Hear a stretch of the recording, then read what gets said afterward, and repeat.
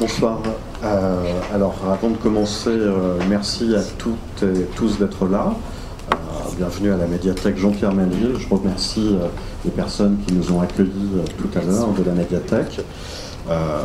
Je suis Louis Raymond, je suis le rédacteur en chef d'une revue en ligne qui s'appelle Les Cahiers du NAM, qui porte sur les cultures asiatiques et les diasporas. Nous sommes plusieurs rédacteurs des Cahiers du NAM ce soir, parce que Pong Pham, le président de l'association, est également présent. Voilà, donc les Cahiers du NAM co-organise ce soir avec le MCFV et le Ciné-Club Ida cet événement. Alors vous avez vu la projection du film Hanoï Varsovie. Nous allons maintenant avoir un débat, en fait qui ne va pas tout à fait être un débat, mais nous allons parler consécutivement, d'abord avec Hack, ensuite avec M. Zhao, et enfin avec Ximeng Wang, de trois thématiques qui ont trait, alors bien sûr, au film que nous venons de projeter, et en élargissant au fur et à mesure le sujet pour parler plus largement de l'immigration vietnamienne en France et des migrations asiatiques vers la France. C'est pour ça que Ximeng Wang est là ce soir. Nos trois intervenants, alors je commence par celui qui est immédiatement à ma gauche, Ken Hai Hack, ancien enseignant-chercheur de l'université Paris 13. Hack est également l'animateur du Ciné-Club Ida, qui a organisé la projection de ce soir. Ximeng Wang, ensuite, que vous voyez au milieu, est sociologue, chargé de recherche au CNRS, si c'est bien ça, et spécialiste des migrations asiatiques. Vous avez écrit, je crois, plusieurs ouvrages à ce sujet et animé un séminaire à l'EHESS, c'est bien ça? Et enfin, Nguyen Ngoc Zhao, tout à ma gauche. Nguyen Ngoc Zhao était enseignant en mathématiques à l'université Paris 7. Et il est également l'animateur, le journaliste d'un site internet que certains d'entre vous connaissent probablement, qui s'appelle Dien Dan Forum, qui a aussi trait au Vietnam. Voilà. Alors, sur ces présentations, on va commencer l'entretien, le débat. Hack, si vous voulez prendre, vous avez votre micro. Peut-être une première question d'abord, puisque là, ce que l'on voit, ce sont des migrants vietnamiens. C'est donc ce qu'on a vu dans le film, des migrants vietnamiens contemporains. Le film date de 2010, je crois, mais ce sont des choses... Pardon, je suis attaqué par un insecte. Ce sont des migrations, c'est toujours un sujet d'actualité. Peut-être une première question, est-ce que vous voulez bien nous dire d'où viennent ces migrants au Vietnam, de quelle province sont-ils originaires, et puis quelles sont leurs motivations? Oui, merci. Je voudrais donner quelques précisions pour replacer le film que nous venons de voir historiquement. Ce film est de 2019 et c'est une fiction, bien que ça paraît presque comme un documentaire. Ça retrace donc quelque chose qui s'est passé dans les années 2010. Oui, 2010. Alors, 2010, ça correspond à une période de l'histoire du Vietnam qui est postérieure à l'ouverture du Vietnam à l'économie de marché, qui date, comme vous le savez sans doute, des années 1990. Et c'est à partir de cette année 1990, ou plus précisément la date de 1991, qu'a été mis en œuvre au Vietnam une politique appelée politique d'exportation de main-d'œuvre. Et c'est dans ce cadre-là que de nouvelles routes de migration sont apparues au Vietnam. Alors, ceci dit, avant 1990, il y avait déjà des routes de migration, notamment des routes de migration vers l'Union soviétique et les pays de l'Europe, les pays socialistes de l'Europe de l'Est.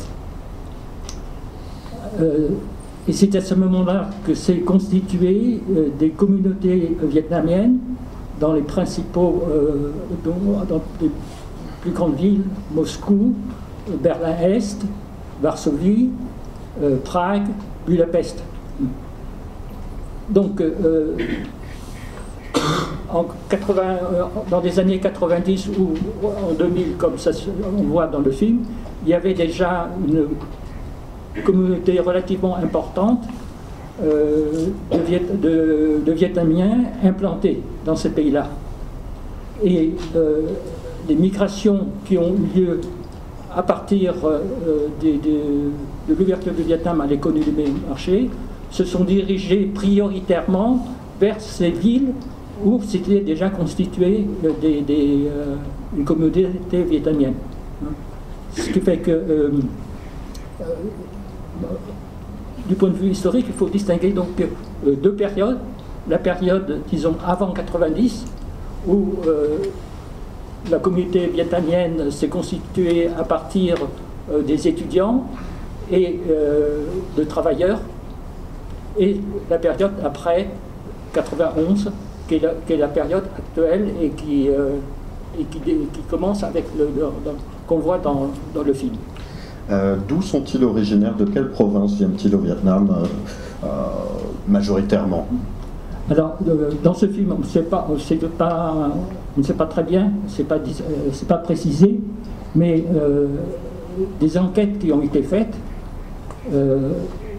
montrent que la grande majorité des migrants actuels sont originaires de deux provinces, la province de Ha Tinh et la province de Nghệ An, qui sont les deux provinces les plus pauvres du Vietnam. Ce sont des provinces du centre, mais qui sont connues comme étant les plus pauvres.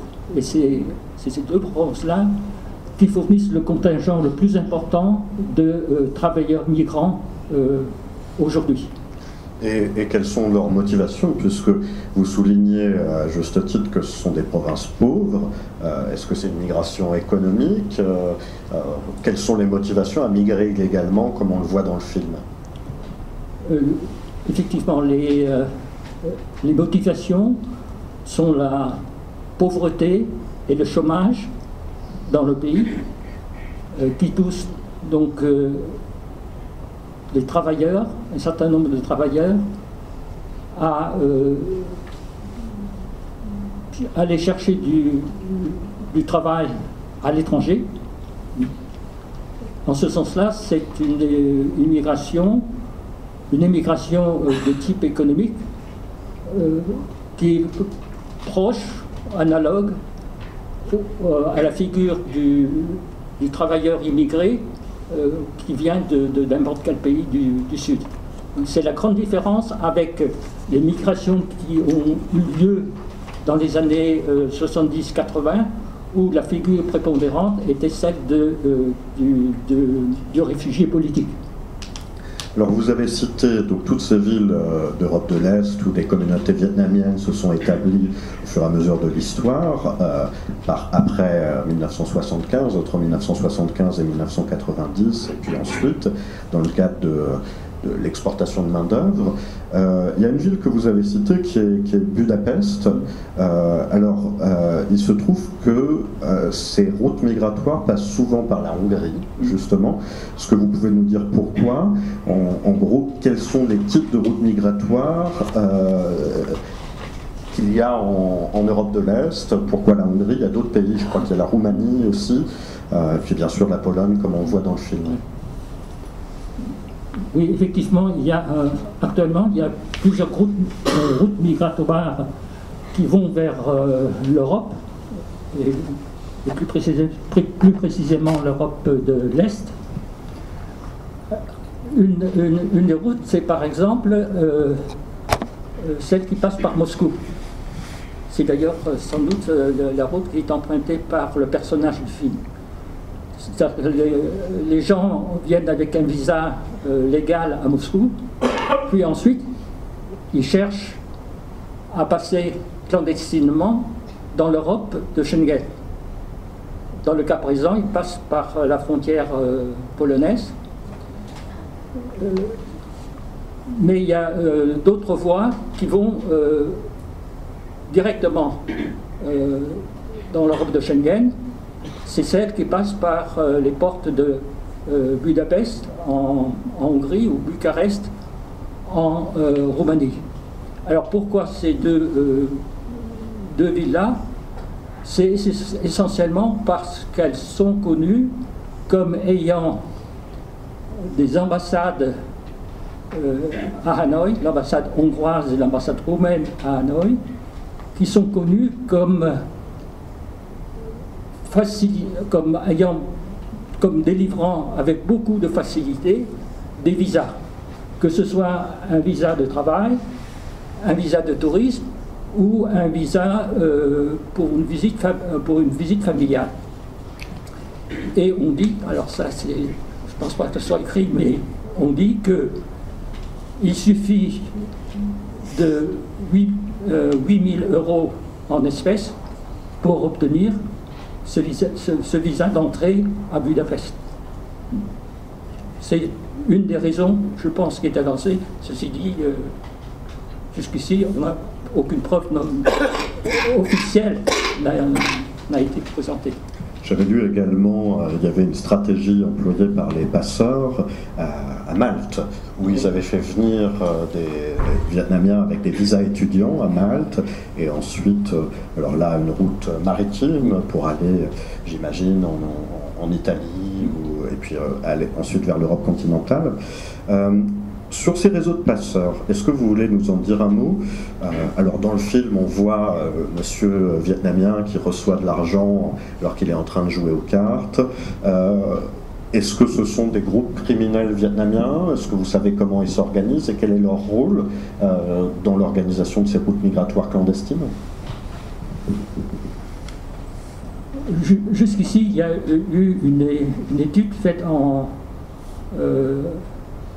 France sur la route migratoire vers l'Angleterre via la France. Et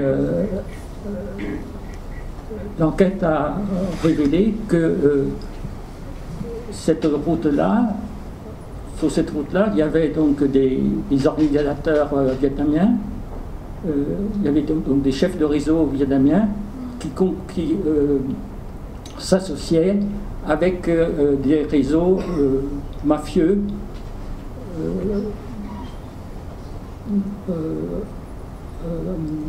en Angleterre, en Belgique et en France. Et des associations avec des réseaux de migration d'autres pays. J'ai cru lire dans la presse que les Vietnamiens s'alliaient de manière pratique pour passer la Manche avec des réseaux kurdes. Oui, effectivement, là, actuellement, c'est les Kurdes qui pratiquement contrôlent le passage de la Manche sur ce qu'on appelle les small boats, les canaux pneumatiques. C'est eux qui actuellement dirigent pratiquement ce trafic-là. Et alors pourquoi aller en Angleterre? Qu'est-ce que vont faire les migrants vietnamiens en Angleterre? Alors la décision de l'Angleterre s'explique pour plusieurs raisons. D'une part, avant le Brexit, l'Angleterre était considérée comme le pays qui accueillait le plus facilement les clandestins. Ils trouvaient les conditions d'accueil et surtout les conditions de travail étaient beaucoup plus faciles à obtenir que comme un pays comme la France. Et c'est pourquoi on a eu un influx de Vietnamiens en Angleterre qui travaillaient dans des activités comme les fermes de cannabis, dans les bars à ongles, quelquefois même dans des maisons closes. La facilité avec laquelle l'Angleterre recevait les immigrés illégaux a constitué une sorte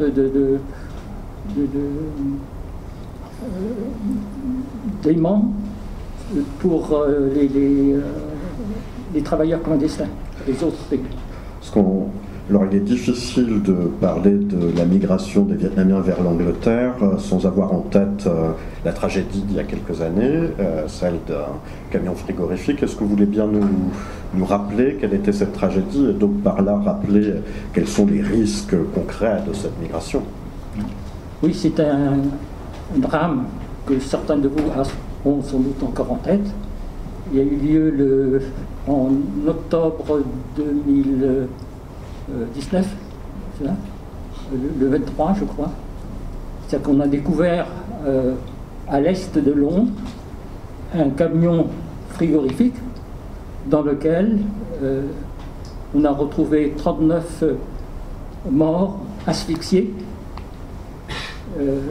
Ce camion frigorifique était parti de Belgique, ensuite il est passé en France et il a traversé la Manche par le tunnel. Et la température du camion frigorifique a été mal réglée, ce qui fait que lorsque le camion est arrivé dans le district de l'Essex, tous les migrants vietnamiens, 39, étaient morts. Ça fait un grand bruit et il y a eu un procès. Le procès a eu lieu en Angleterre, en Belgique et en France, c'est-à-dire dans les trois lieux où les migrants sont passés. Et sur la France, quelle est la place de la France dans cette route migratoire? Parce qu'il y avait donc à côté de Calais, dans une petite ville qui est donc sur cette route migratoire, un camp qu'on appelait Vietnam City. Et puis au-delà, forcément, si on va vers l'Angleterre depuis l'Europe de l'Est, on passe par la France, la Belgique. Est-ce que vous pouvez nous dire un truc, nous dire quelques mots de qu'est-ce qui se passe exactement en France? Oui, on peut, parce qu'à partir des enquêtes qui ont été faites pour les procès, on peut avoir une idée du trajet qu'ont suivi ces 39 migrants. Alors, ils sont partis du Vietnam en payant une somme de 20 000 euros pour des organisateurs, et cela concernant le trajet allant du Vietnam en France. Lorsqu'ils sont arrivés en France, pour le passage en Angleterre, les passeurs leur ont demandé 20 000 euros en plus. Alors, pour les 20 000 euros de départ, c'était pour rémunérer l'organisateur, et tous ont emprunté de l'argent pour cette première somme. Lorsqu'ils sont arrivés en France, pour pouvoir passer en Angleterre, ils ont dû accepter de travailler un certain temps dans des restaurants vietnamiens, à Grenoble, à Marseille. Ils ont dû aussi accepter de transporter des drogues synthétiques. Et c'est donc ainsi qu'après un temps d'arrêt en France, ils ont pris le camion frigorifique pour aller en Angleterre.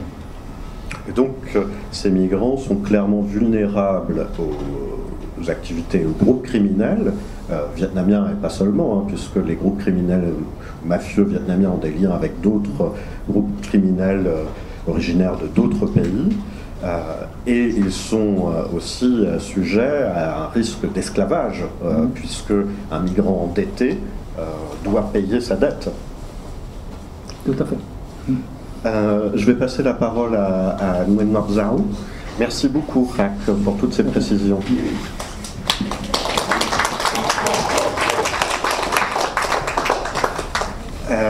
Zhao, peut-être une première question, puisque vous avez vu la communauté vietnamienne en France sur un temps assez long, puisqu'il me semble que vous êtes arrivé en France à la fin des années 1950.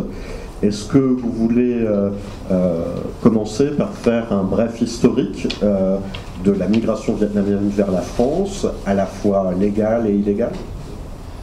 Ce n'est pas facile d'être bref, dans la mesure où cette émigration vietnamienne a commencé, devinez la date, 1863, au milieu du 19e siècle.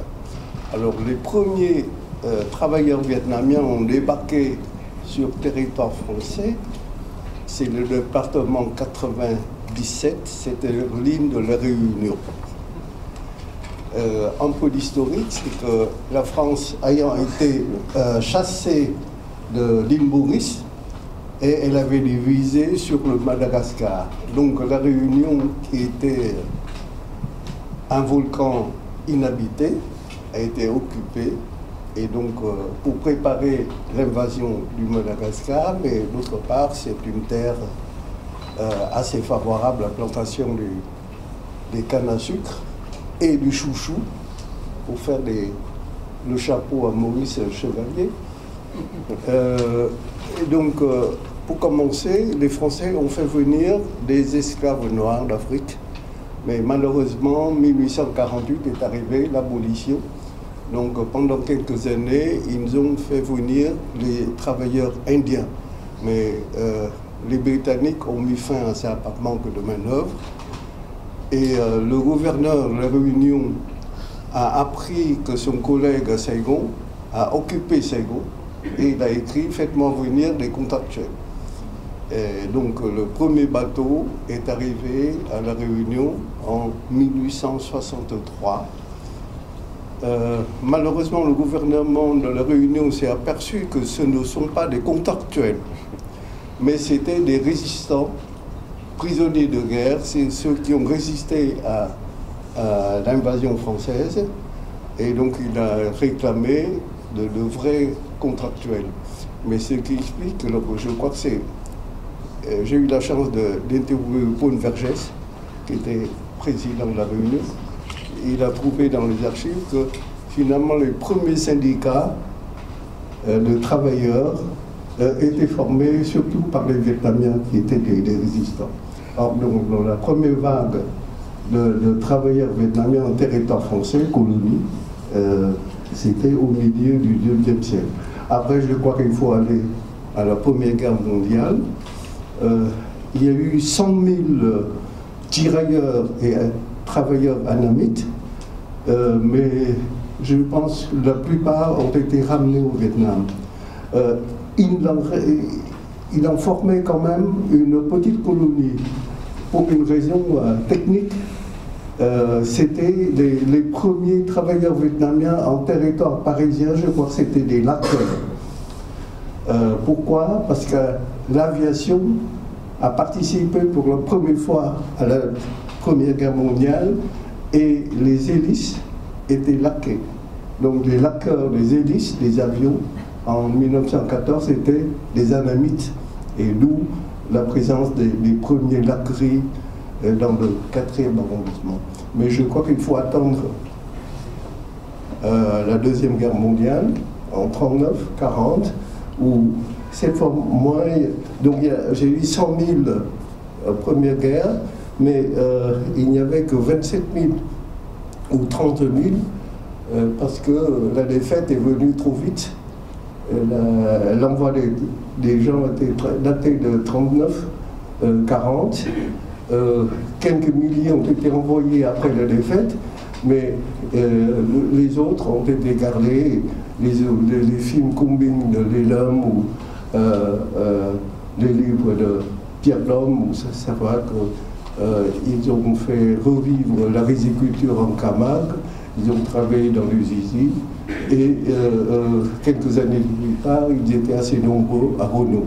Alors la France a pensé à renvoyer ces travailleurs au Vietnam, mais il y avait un gros problème, c'est Et ces gens se sont politisés et ils risquaient de rejoindre le Viet Minh sur place. Donc une hésitation, donc je n'ai pas le chiffre, mais il y avait pas mal d'ouvriers vietnamiens et qui constituent le corps du mouvement des Vietnamiens en faveur du Viet Minh pendant la Première Guerre mondiale. Du côté des intellectuels et des étudiants, le premier bachelier en France datait de la fin du 19e siècle, mais je pense que c'est dans les 20 premières années qu'il y a eu des étudiants. Et les années 30 ont marqué par le fait qu'il y a de vrais chercheurs dans les différents domaines qui ont pratiquement fondé un peu les sciences sociales et sciences exactes. Donc, vous avez des noms comme Hoàng Xuân Han ou Nguyễn Văn Huy en ethnologie, en études de droit. Il y a toute une génération d'intelligentsia.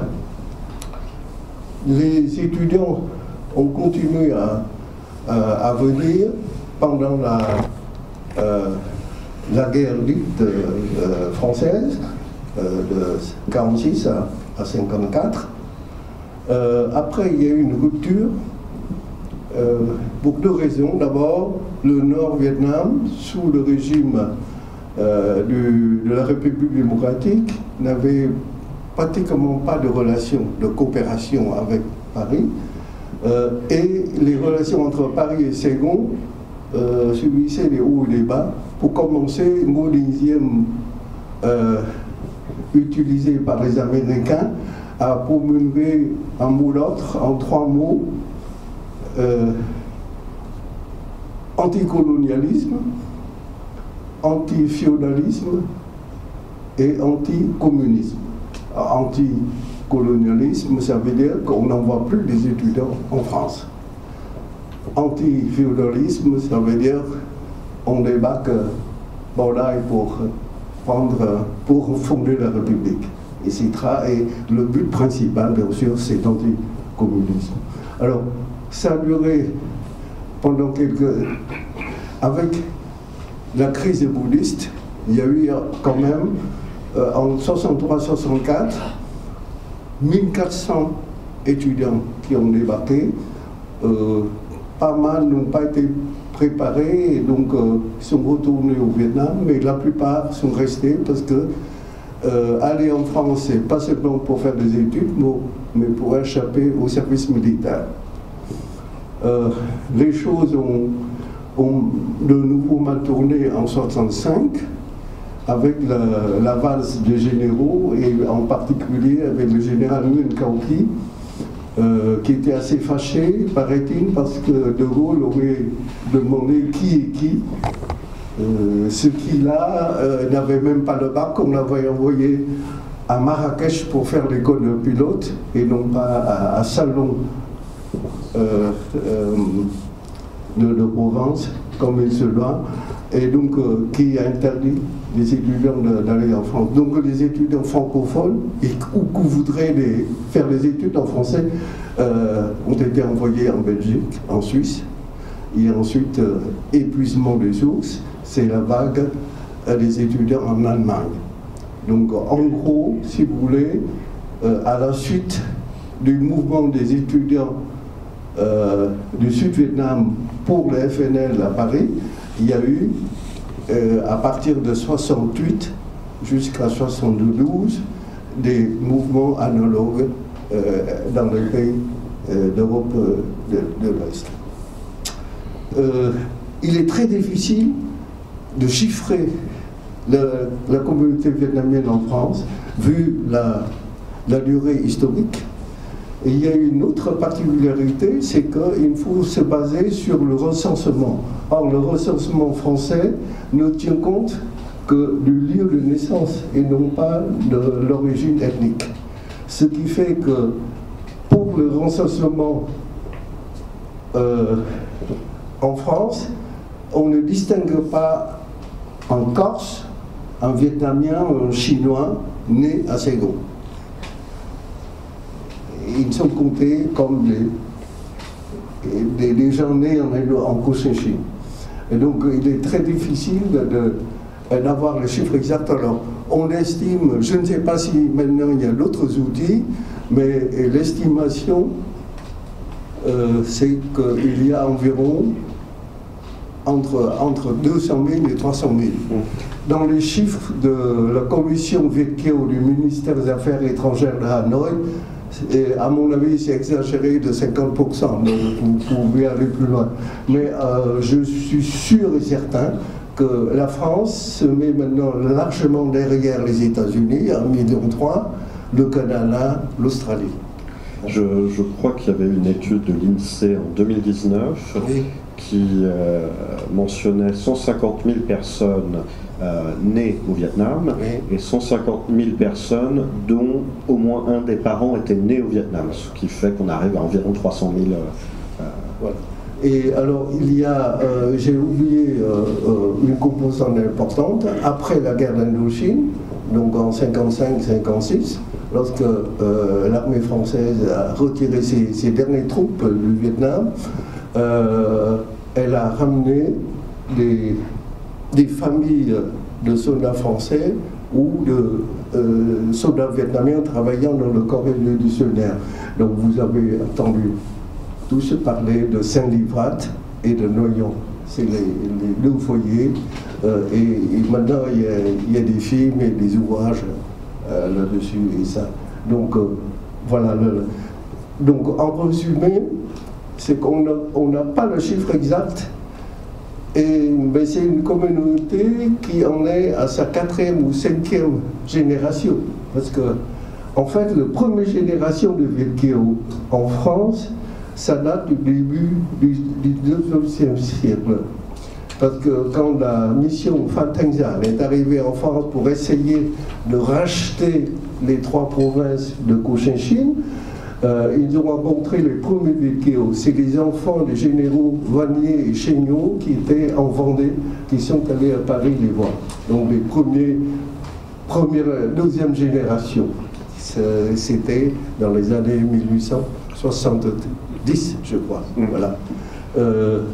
Mais deuxième remarque, c'est que c'est une miniature de toute la société, de toutes les couches sociales de la société vietnamienne, de bas en haut, et surtout en haut, c'est-à-dire la pyramide sociale est inversée.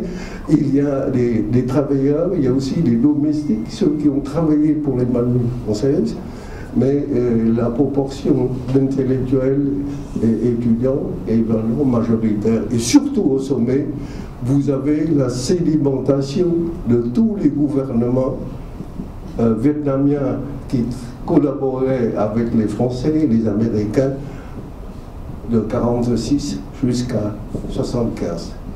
Donc vous avez un peu à commencer des sous-lieutenants jusqu'à l'empereur Baolai et sa reine.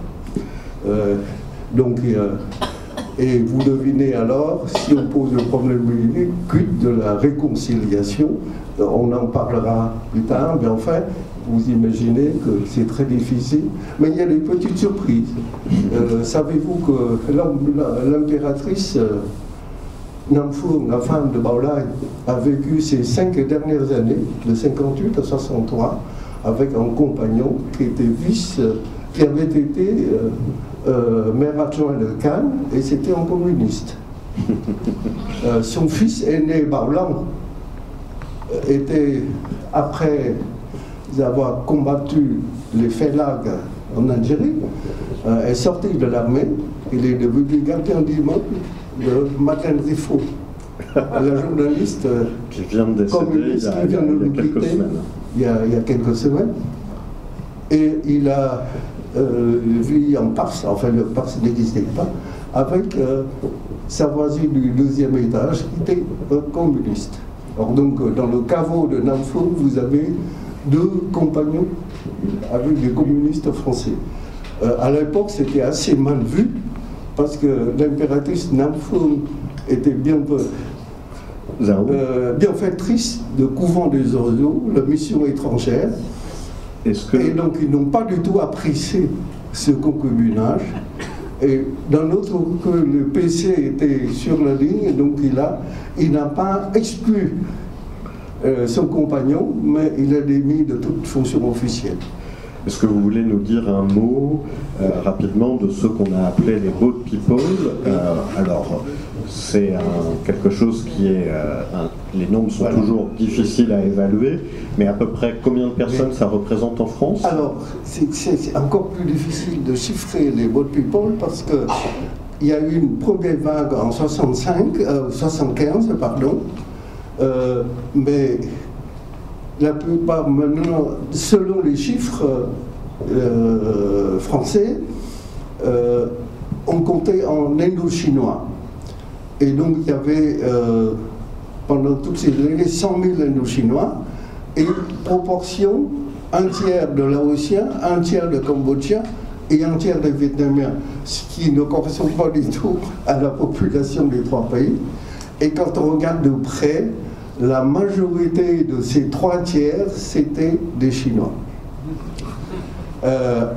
D'autre part, alors, et puis les fameux, le cargo Hai Hong qui a bouleversé l'opinion mondiale parce que 2500 passagers étaient bloqués au vu de, je ne sais pas, de Kuala Lumpur ou de Singapour pendant plusieurs jours.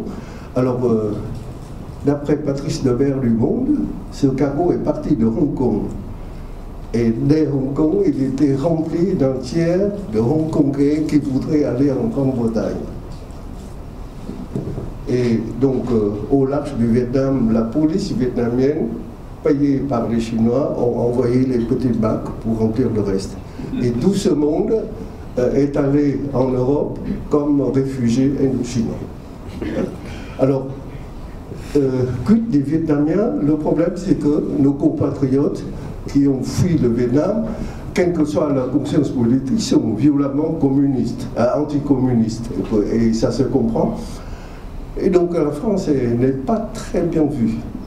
Et vous savez que le 10 mai 81, lorsque les sourcils de Mitterrand apparaissent sur l'écran de télévision, et bien le lundi matin, le 11 mai, 300 Vietnamiens sont allés au consulat général des États-Unis pour se réfugier une deuxième fois, parce que l'arrivée des communistes était imminente. Évidemment, le temps a passé. Vous me permettez là de faire la transition avec ma prochaine question, parce que vous abordez la question de la sociologie de la communauté vietnamienne. Une question que je me pose en vous entendant faire cet exposé, montrer toute la diversité de l'immigration vietnamienne depuis la Réunion. J'en profite pour citer les travaux de l'historien Daniel Varga qui a travaillé sur cette question des engagés vietnamiens à la Réunion dans les années 1860. La question qui se pose, c'est, voilà, on a une telle diversité, on a tellement de parcours migratoires différents, tellement de raisons d'arriver en France qui sont différentes. Est-ce que toutes ces communautés, toutes ces générations de Vietnamiens en France arrivent à se parler? Alors il y a la question politique de la réconciliation entre les différentes communautés, mais au-delà, ce sont des générations qui ont des expériences différentes, un rapport à la France qui est différent. Comment est-ce que vous qualifieriez ça? Est-ce qu'il y a eu une unité? Est-ce qu'il y a eu du dialogue à l'intérieur de cette communauté? Ou est-ce qu'on est toujours resté dans quelque chose d'assez disparate? Alors vous imaginez bien que c'est très très difficile. Par exemple, dans ma génération et les camarades plus jeunes, bon, d'un côté, il y a des étudiants pro-communistes et l'autre, des anti-cocos. Et évidemment, en 69, à l'ouverture de la Conférence de Paris, on se battait avenue Kléber. Donc, c'était assez tendu. Il y a eu quelques bagarres à la cité universitaire, etc. Mais cela dit, on était camarades de lycée au Vietnam et des classes préparatoires. Alors, évidemment, les choses ont évolué avec la situation. Lorsque le camp communiste s'est écoulé et que le Vietnam sortait de l'embargo et essayait de s'ouvrir au monde, il est vrai que dans les organisations, du côté des organisations anticommunistes, il y avait un espoir immense les dirigeants des groupements anticommunistes préparaient presque leurs valises. Parce que c'est pas possible que les cocos à Hanoï ne tombent pas après les Russes et les autres. Bon, malheureusement, le temps est passé et cette impatience s'est estompée et les gens commencent à réfléchir sur les différentes manières. Mais cela dit, tant qu'il n'y a pas un débat intellectuel qui respecte l'esprit critique pour revoir l'histoire du pays, c'est difficile de faire le dialogue. Et ça ne serait que des compromis matérialistes. Donc malheureusement, communistes et anticommunistes, au lieu de s'entretuer, on laissé le temps les tuer. L'espoir se trouve surtout dans la deuxième génération qui n'a plus la passion de leurs parents et qui regarde, qui cherche à comprendre les choses. Et je ne vais pas révéler des secrets, mais je viens d'apprendre d'un voyage au Vietnam, je suis revenu la semaine dernière, un journaliste, membre du parti, il ne l'est plus, mais qui est en prison. Et à Paris, un dirigeant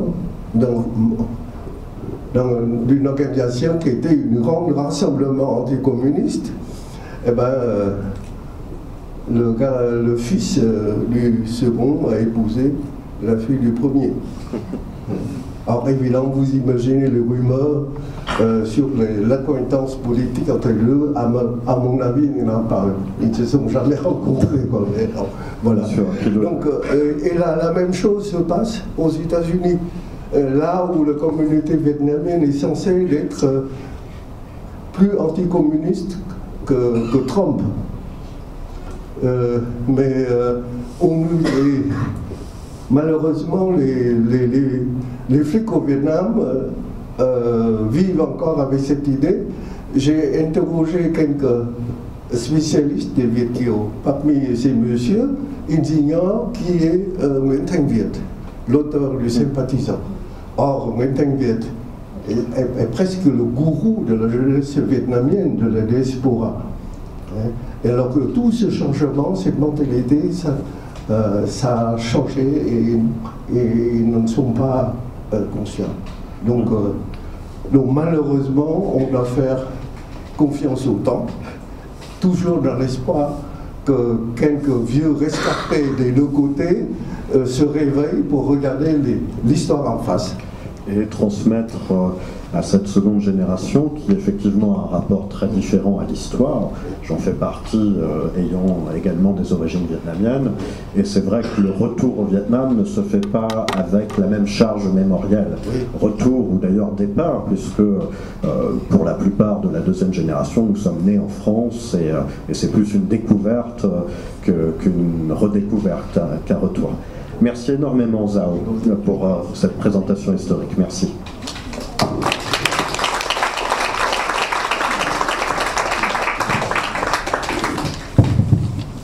Votre micro fonctionne, c'est bon. Alors, Simeng Wang, merci. Peut-être une première question en lien avec le film. On a vu une route migratoire terrestre par l'Europe de l'Est, extrêmement difficile. Je n'ai pas besoin de revenir sur les images que nous avons vues. Est-ce qu'il y a, au-delà des Vietnamiens, des routes migratoires similaires pour des personnes originaires de d'autres pays, au départ d'autres pays? Oui, merci. Avant de répondre à cette question, je commence par vous remercier pour l'invitation et d'ailleurs, je suis ravie d'être là. Comme disait tout à l'heure Angelina, je suis venue ici pour apprendre parce qu'au départ je ne suis pas du tout une spécialiste de l'immigration vietnamienne en France, mais depuis quelques années effectivement avec l'expérience du commissariat scientifique d'une exposition qui a eu lieu cette année au Musée national de l'histoire de l'immigration, j'ai eu vraiment la chance de travailler avec d'autres collègues qui travaillent également sur différentes immigrations asiatiques et j'ai énormément appris et je me suis rendu compte qu'effectivement il y a beaucoup de choses à comparer entre l'immigration vietnamienne et l'immigration chinoise, et bien évidemment avec d'autres migrations asiatiques que je ne vais pas mentionner aujourd'hui. Mais tout à fait, pour revenir à ce documentaire qui me touche énormément, ça me rappelle beaucoup des entretiens semi-directifs et aussi l'ethnographie que j'ai pu effectuer dans le cadre de ma thèse de doctorat que j'ai soutenue il y a 10 ans à l'ANS à Ulm. En fait, j'ai eu vraiment l'opportunité d'accompagner des familles sans papier d'origine chinoise et certains parents qui sont venus sans papier soit en 2 temps, donc un peu comme le couple qu'on a vu dans le film, soit ou bien certains couples sont venus en même temps. Et d'ailleurs, il y a un témoignage assez épouvantable mais très touchant de la part d'un père qui a fait le trajet de clandestin avec sa femme et qui a réussi à me confier un scénario de viol qu'il a pu témoigner, mais vécu, dont la victime était sa femme, de la part du passeur sur un bateau, de traverser, du coup, c'était sur une route maritime. Seulement après le décès de sa femme. Sa femme est décédée d'un accident et donc le père est tombé dans la dépression majeure et l'un des enfants, ils ont 2 enfants et l'un des enfants est décédé parce que voilà, c'était vraiment un accident de voiture et ce père au final, au bout de 10 séances de psychothérapie avec un psy à l'hôpital, dans un hôpital public, a enfin raconté ce vécu à quelqu'un d'autre. Et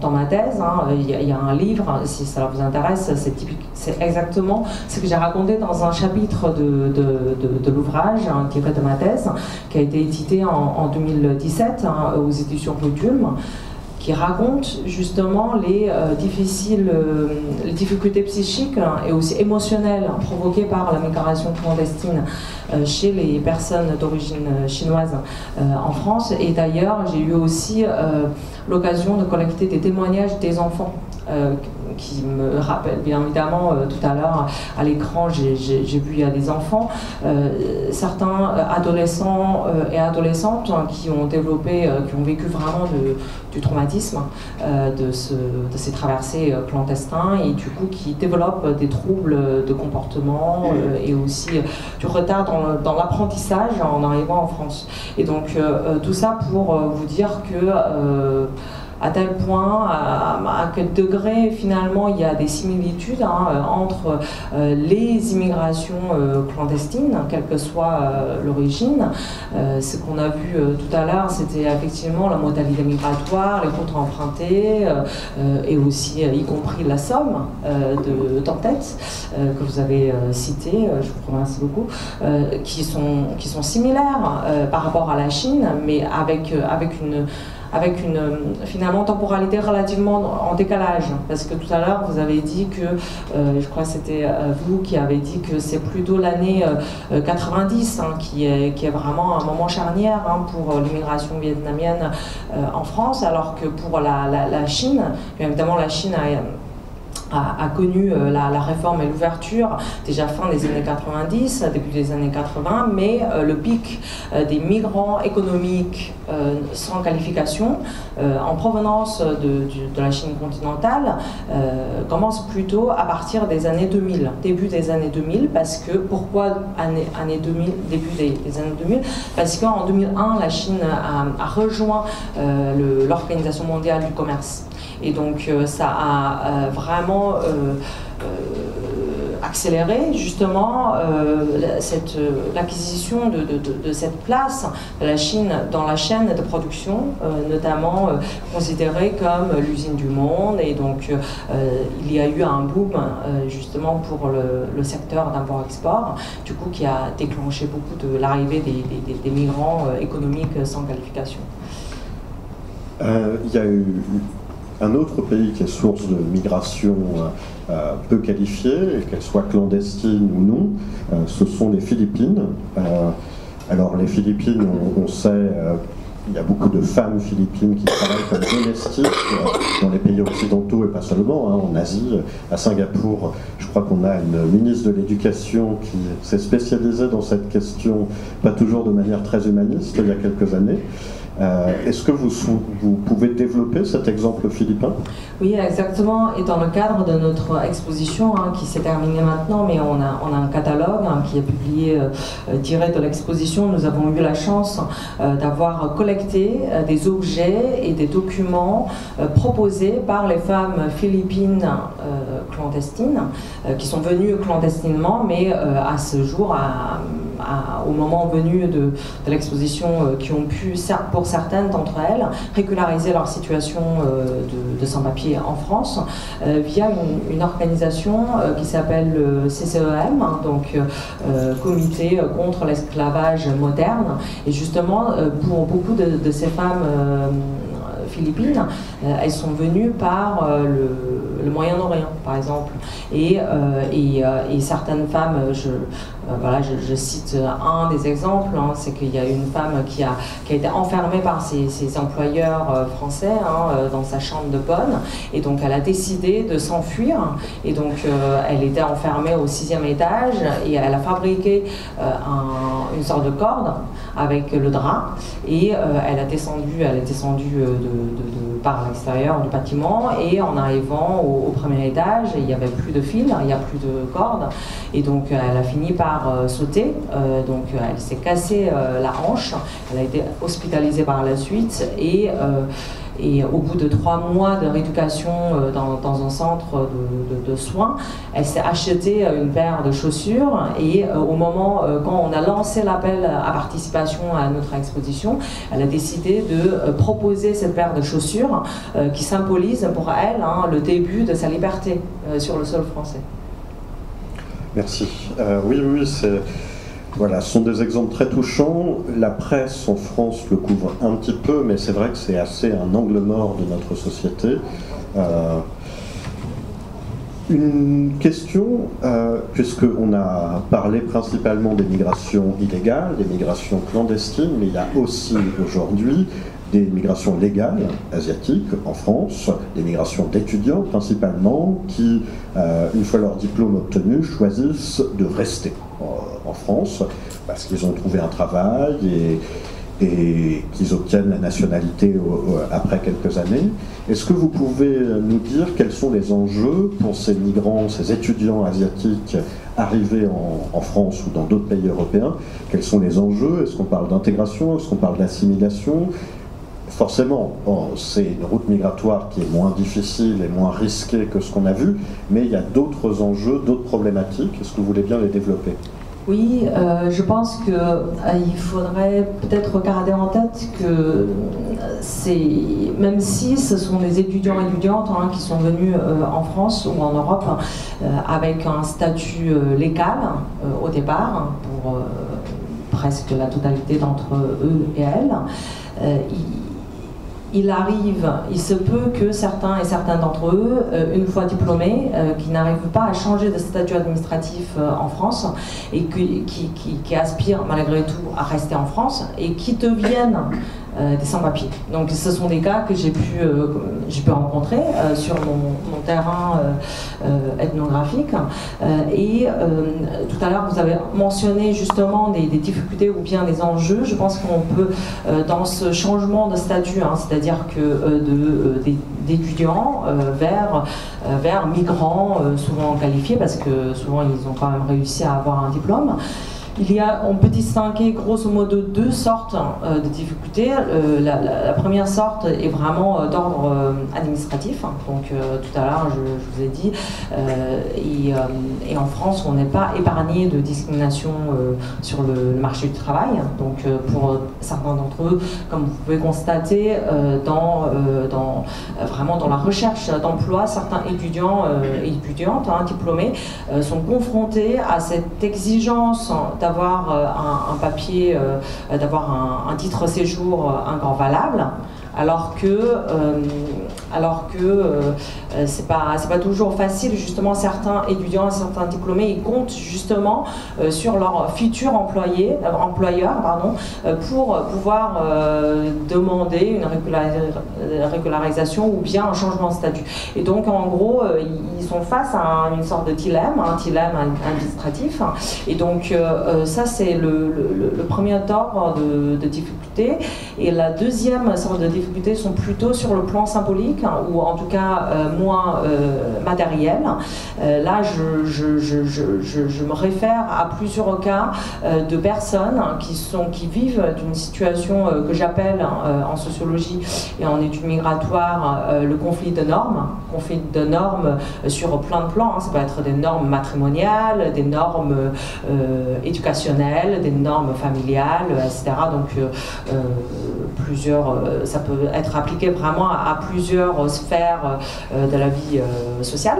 Et quand je parle de conflit de normes, ça peut s'installer justement entre générations, c'est-à-dire qu'entre la personne qui est diplômée, du coup qui est a priori primo-arrivant ou primo-arrivante, comme moi, je suis née en Chine, et du coup qui ont leurs parents qui vivent encore en Asie, et qui vivent aussi avec une autre temporalité, donc qui ont des normes de réussite, par exemple, sociales, qui sont complètement déconnectées de ces normes de réussite intériorisées ou incorporées par les nouvelles générations. Donc, d'ailleurs, les premiers arrivants qui ont dû aussi incorporer les normes sociales dominantes en France. Donc, ça peut être avoir des décalages. J'aime pas trop le terme culturel, mais parce que il y a un risque quand même de culturalisation. Et donc, souvent, d'un point de vue sociologique, j'aimerais bien parler des normes de ces décalages qui peuvent bien évidemment lier aux différentes cultures, vraiment au pluriel, françaises, vietnamiennes, chinoises, asiatiques, etc. Mais ça peut aussi être lié aux cultures de classe, par exemple. Pour un primo-arrivant ou une primo-arrivante qui a connu, par exemple, une ascension sociale importante, typiquement en France, même au sein d'une même société, on peut parler des conflits de normes de classe. Un fils d'ouvrier qui est devenu un cadre dans les années 80 du XXe siècle en France, cette personne, il faudrait qu'elle retrouve sa place, à la fois par rapport à son milieu d'origine, mais aussi par rapport à son milieu d'arrivée. Donc tout cela pour vous dire que ces difficultés peuvent aussi engendrer des souffrances psychiques ou bien des difficultés vis-à-vis de ses parents qui restent au pays, mais ça peut aussi engendrer des difficultés par rapport à son adaptation à la société française. Typiquement, dans ma thèse, j'ai rencontré des personnes qui sont nées en Chine, mais qui se sont mis en couple avec des personnes d'origine non chinoise en France. Et là, pour le coup, il y a plein de normes matrimoniales qui sont complètement en décalage. Par exemple, qui paye quoi au sein d'un couple, par exemple, la question de sexualité et la question aussi de modalité d'engagement, parce que par exemple, le PACS n'existe pas en Chine. Et donc, tout ça peuvent générer des difficultés souvent que nous ignorons parce que c'est pas matériel, mais néanmoins ça impacte quand même beaucoup la vie quotidienne de ces personnes en question. Oui, des difficultés qui sont psychologiques, qui sont propres au questionnement de chaque individu. Le désir de continuer à appartenir peut-être à une communauté donnée ou la peur de trahir par inverse.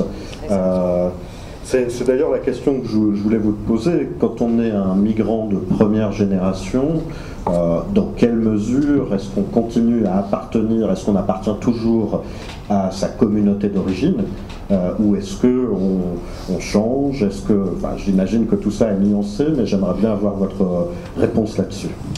Oui, ça c'est une question qui est éternelle, dans le sens en fait, d'un point de vue sociologique, on place toujours un individu dans un parcours biographique. C'est-à-dire que depuis son enfance, à l'adolescence, dans un parcours biographique ou dans une trajectoire sociale de cette personne, elle peut justement naviguer entre plusieurs cultures, elle peut aussi naviguer entre le pays d'origine et le pays d'arrivée.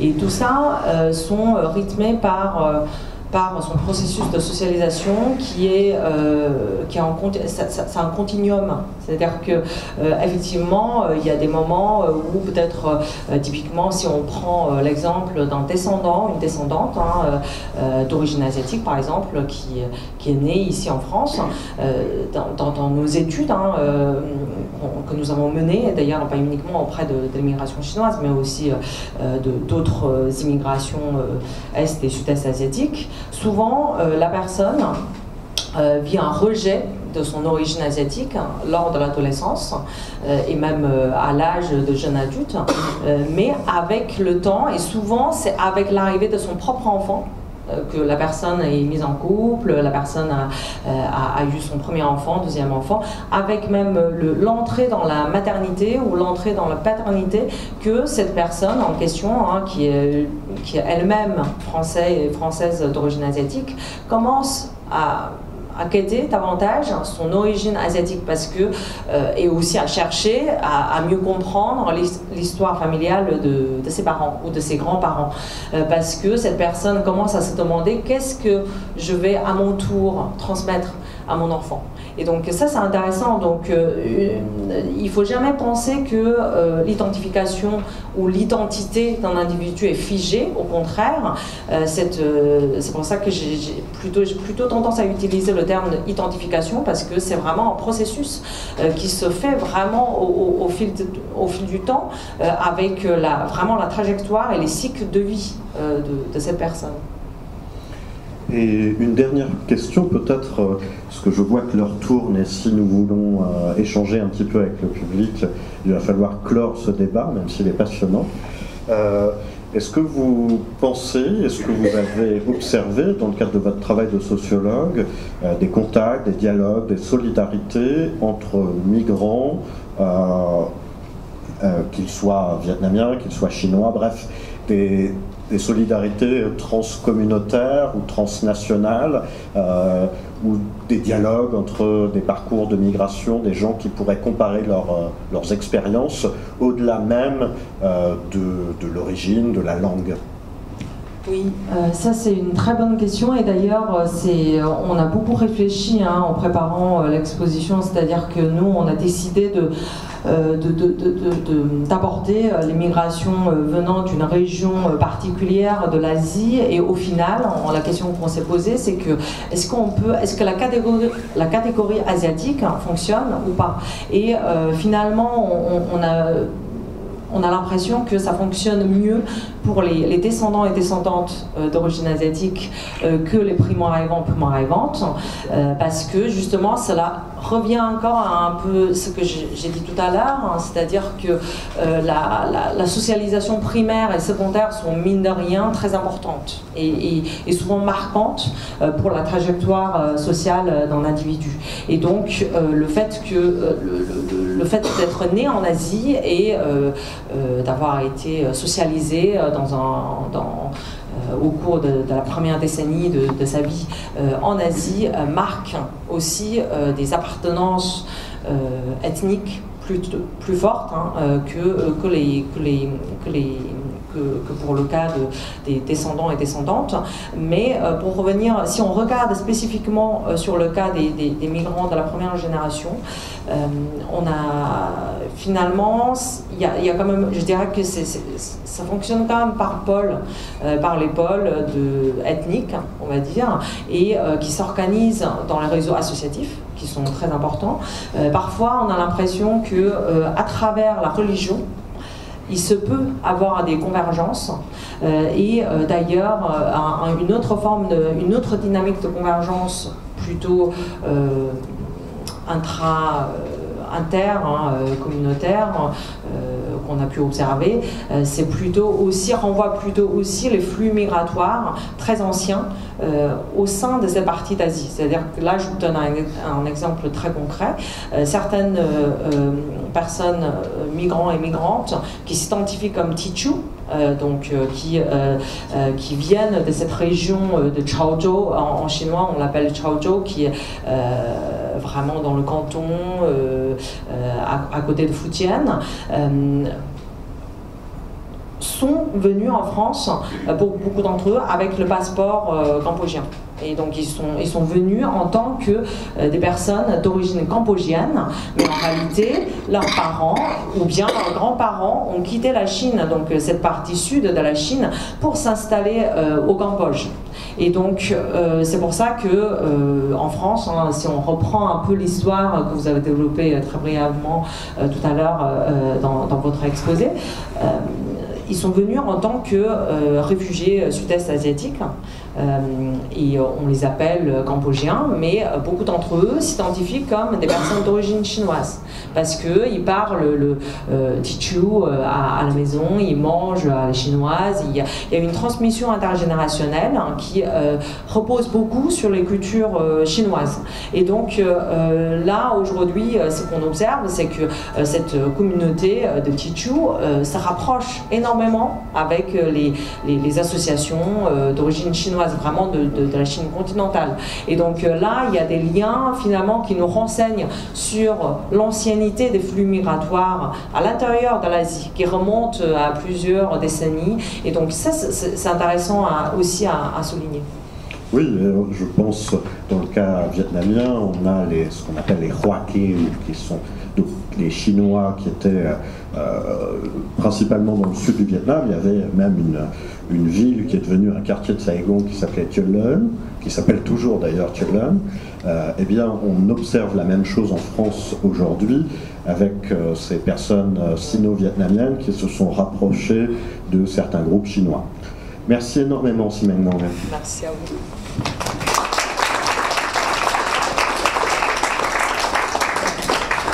Alors, on va pouvoir prendre quelques questions. Ce que je vous propose, dans un souci d'efficacité, c'est qu'on prenne 2 ou 3 questions à la suite, et ensuite les intervenants pourront répondre. Donc, je ne sais pas si quelqu'un veut prendre la parole. Malheureusement, on ne peut pas faire circuler les micros, ce sont des micros filaires. Donc, voilà, si vous voulez, levez la main. Et puis, alors, on a une question ici.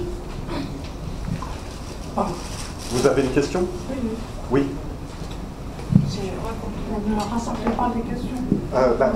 Allez-y, posez votre question, et puis ensuite les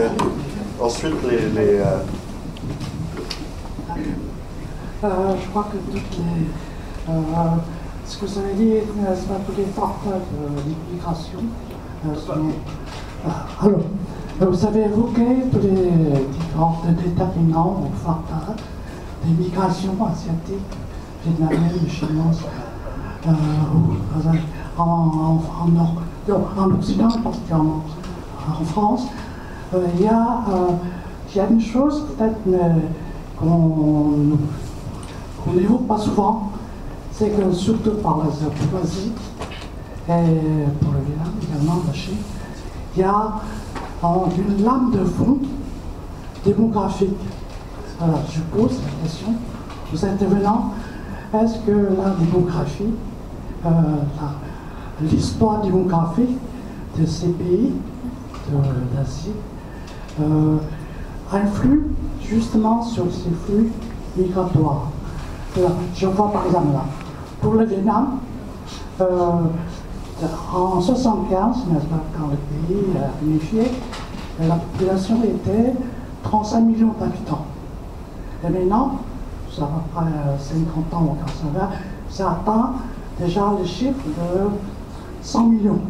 Voilà, enfin, et si on revient un peu plus en avant, c'est en 1954, la population du Vietnam était estimée à 23 millions.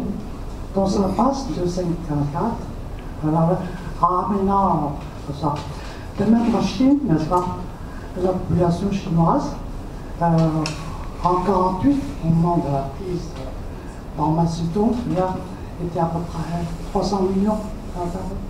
Et après, c'est maintenant à 1 milliard.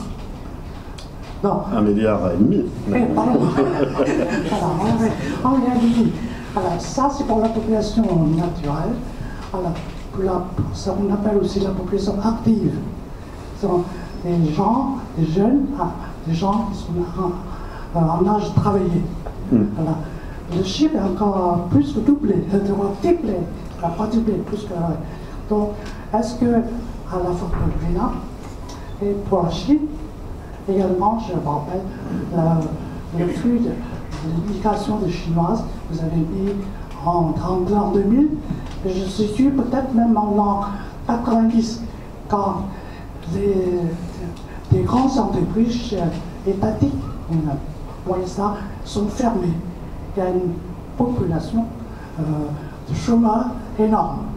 Et ces populations, là je pose la question, il y a une partie qui sont émigrés, qui ont quitté, non pas la Chine du Sud, vous avez dit, mais surtout la Chine du Nord. Il y a eu énormément qui ont immigré en Europe. Alors, donc la question que je reviens, est-ce que la démographie, oui, la démographie, quelle est l'influence de la démographie sur ces migrations? Je vous propose de prendre une ou deux autres questions avant de vous répondre. Voilà. Merci beaucoup pour votre question. Alors, je suis démographe et sociologue retraité. Tout d'abord, je tiens à vous remercier tous pour la richesse du partage. Moi, je suis de la deuxième génération. On a parlé du regard de la première génération, de la deuxième génération. Aujourd'hui, je suis grand-mère et derrière moi, il y a une quatrième génération. Et vous avez parlé aussi de tout ce qui était, conflit normatif. Je trouve que c'est un sujet qu'on a tous vécu. Et ma question est de savoir, est-ce que, dans les différentes communautés que vous avez étudiées, il y a certainement des communautés, dont l'exemple que vous avez donné, qui conservent mieux la culture, en fait, les marqueurs d'identification, et d'autres beaucoup moins. Est-ce que vous avez pu savoir, en fait, quels étaient les facteurs qui pouvaient faciliter la dilution, en fait, de la culture d'origine ou pas? Merci beaucoup. Est-ce qu'on a une troisième question? Ou est-ce qu'on répond déjà à ces deux questions qui sont très riches? Je ne vois pas de main qui se lève. Ah. C'est une question pratique. Les personnes, surtout qui n'ont pas pu venir, demandent comment ils peuvent voir le film. Est-ce qu'il y a sur Internet des DVD? Alors là, je vais peut-être le Ciné-Club IDA peut commencer à répondre. La question est comment les personnes qui n'ont pas assisté ce soir à la projection peuvent voir le film qui a été présenté à Hanoi-Varsovie. Le film Hanoi-Varsovie a été présenté au Ciné-Club IDA. Je ne me rappelle plus de l'année, mais il y a très longtemps déjà, sans doute vers 2015, je ne suis pas sûr de la date. On l'a passé alors pour le voir, je ne sais pas, parce que nous l'avons eu par quelqu'un qui nous a fait passer le DVD. Je pense que pour le voir, il faut essayer de voir si il est sur Internet et l'acheter sur Internet. Alors peut-être on peut commencer par la question sur la démographie. Je ne sais pas qui a des éléments de réponse, mais effectivement, le chômage, en plus on est au Vietnam aujourd'hui dans un contexte où l'économie vietnamienne commence à sérieusement ralentir. On n'a pas encore tout à fait fini pour les 6 ou 7% de croissance, mais en tout cas il y a concurrence pour l'emploi chez les jeunes Vietnamiens aujourd'hui, et l'avenir économique n'est pas aussi rose que ce qu'il paraissait il y a 10 ou 15 ans.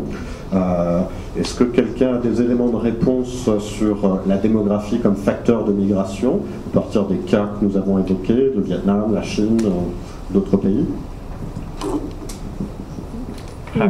Oui, un élément, c'est-à-dire lorsque le gouvernement vietnamien a présenté sa politique dite d'exportation de main-d'œuvre, elle a donné comme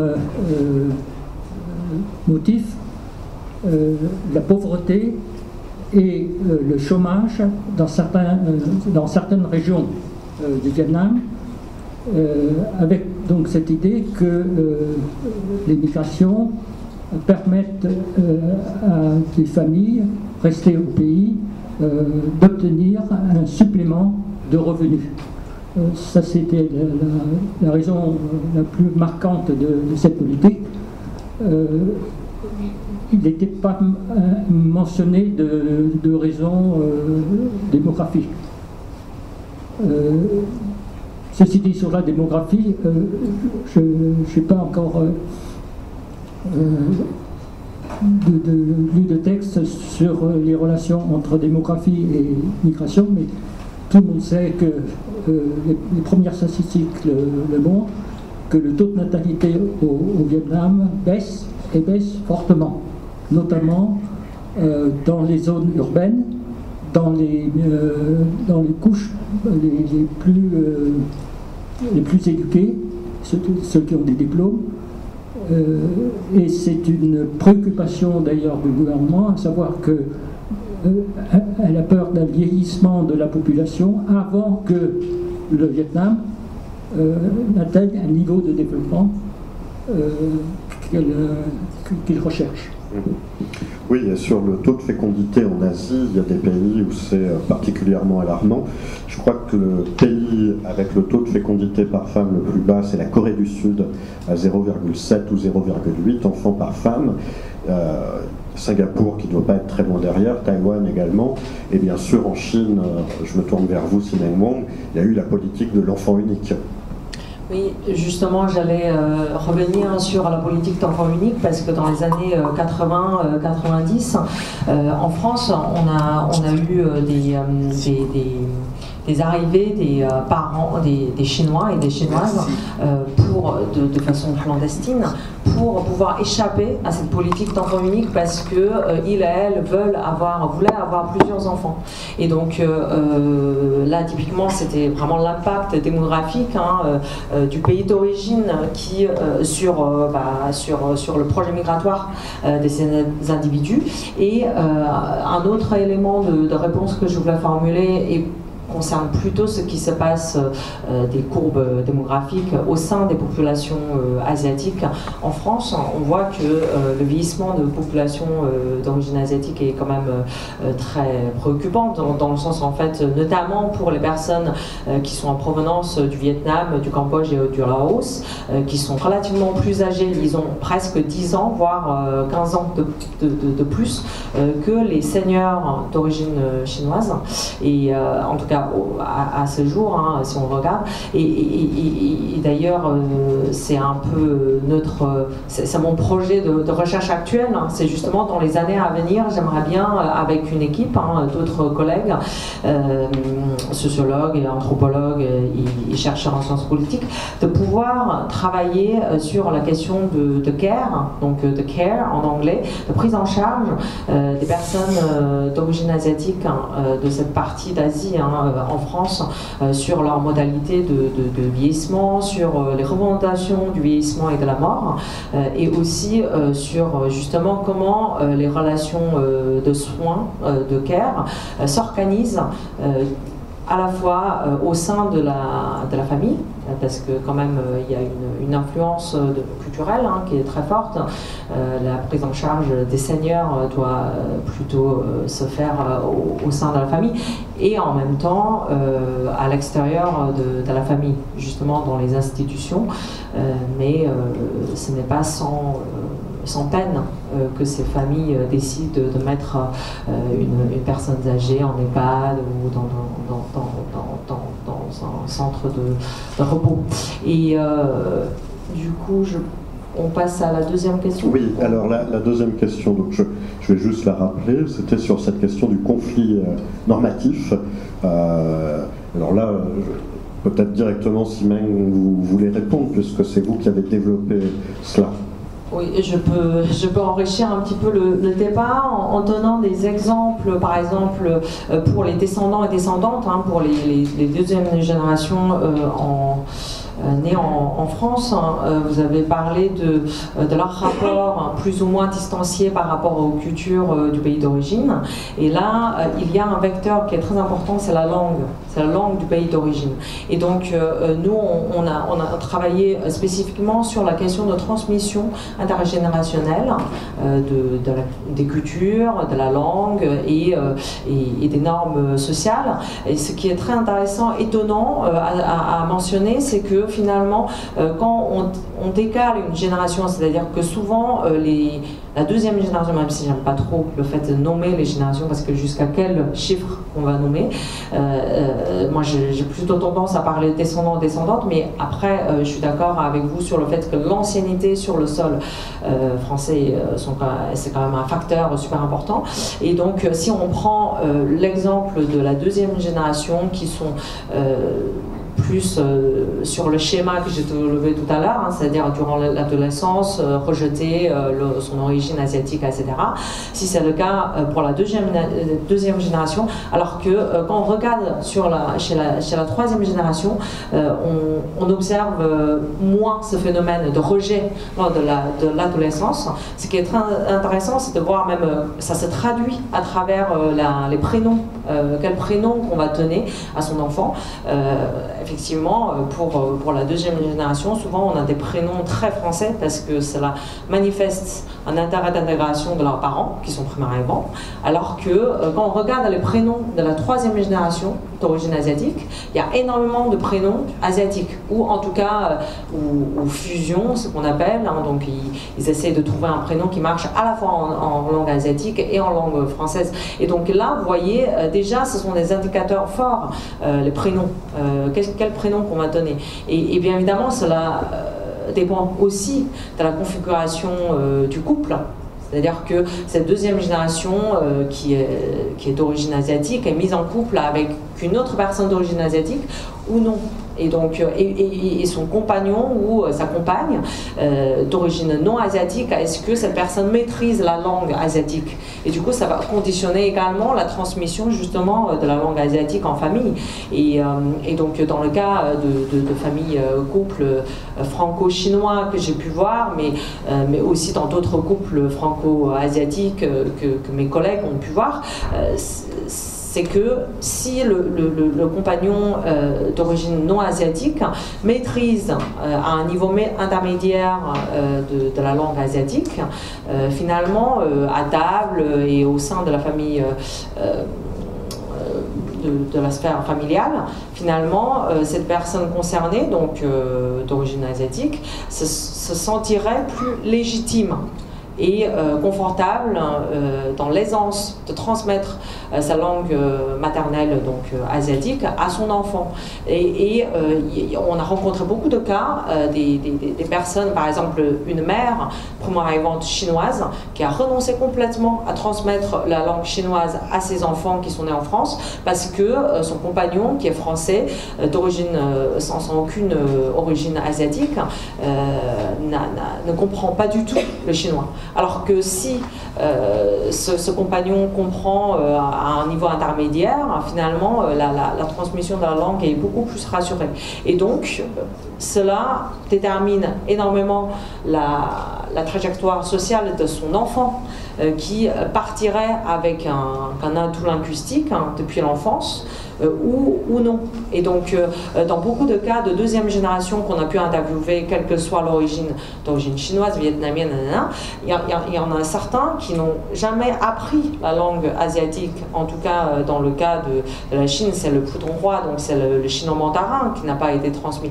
Et donc, ce qui est très intéressant, c'est de constater à quel point finalement les descendants et descendants nés en France, à un moment donné de leur vie, sont désireux et désireuses d'apprendre la langue et ils ont envie d'aller voyager au pays d'origine de leurs parents.